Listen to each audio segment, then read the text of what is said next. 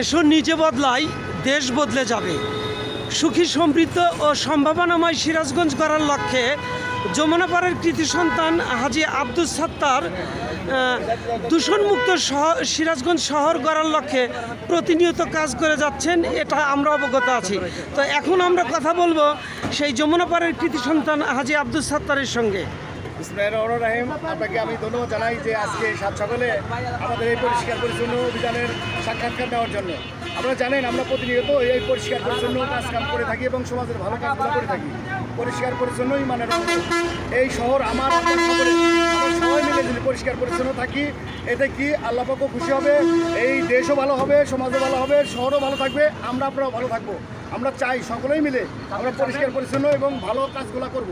ঠিক আছে, এইগুলা আমরা সবার কাছে আশা করি আমাদের সবাই মিলে সহযোগিতা করবেন, আমরা যেন সবাইকে সাথে নিয়ে আমরা এই শহরটা ভালো করতে পারি ইনশাল্লাহ। আপনাকে ধন্যবাদ। ইনশাল্লাহ আপনার এই কাজের প্রতি পৌরবাসীর অখণ্ড সমর্থন দেখছি এবং প্রতি যত দিন যাচ্ছে এই পৌরসভার 15টা ওয়ার্ডের প্রত্যেকটা ওয়ার্ড থেকেই স্বেচ্ছাসেবক আপনার সাথে সম্পৃক্ত হচ্ছে। হ্যাঁ, ধন্যবাদ জানাই এবং সবার প্রতি আমাদের এই ভালোবাসা এবং দোয়া থাকবে।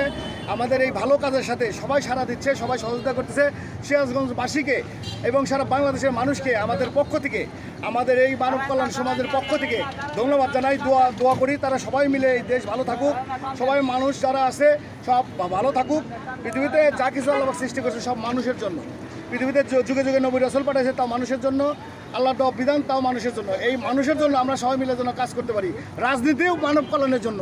সেই রাজনীতি আমি আশা করি এখনকার যে প্রধানমন্ত্রী উনি আল্লাহর ভয় রাসূলের দিক নির্দেশনা অনুযায়ী দেশ পরিচালনা করার চিন্তা ভাবনা করছে। ওনাকে আমরা সবাই মিলে দোয়া করবো, উনি যেন সুস্থ থাকে, এই দেশ যেন ভালো চলে, এই আশাবাদ ব্যক্ত করে আমি আমার কথা শেষ করছি। পৌরবাসীর পক্ষ থেকে আপনি এবং আপনার সহযোদ্ধাদের প্রতি শুভেচ্ছা, অভিনন্দন, শুভকামনা রইল এবং আমরা দোয়া করি সুস্থতা ও নেক হায়াত দান করেন, দুনিয়াতে আখিরাতে আপনাদের সবাইকে কামিয়াবি করেন। আমিন। আমি আপনাদের মাধ্যমে সিরাজগঞ্জ মানুষকে অগ্রিম ঈদের শুভেচ্ছা জানাচ্ছি আমাদের সংগঠনের পক্ষ থেকে। সবাই ভালো থাকবেন, সুস্থ থাকবেন, যাতায়াত নির্বিঘ্নে করবেন, দেখভাল করে যাবেন, রাস্তাঘাটে সবাই সতর্কভাবে নিয়ম কানুন মেনে চলবো। কেউ যেন কোনো এই সামনে ঈদের আগে যেন প্রাণহানি না হয়। আল্লাহ যেন সবাইকে হেদায়েত করে সঠিক রাস্তায় চলার তৌফিক দান করে, সঠিক ইসলামের পথে চলার তৌফিক দান করে, এই আশাবাদ ব্যক্ত করে সবাইকে ধন্যবাদ জানিয়ে আমার কথা শেষ করছি। ধন্যবাদ।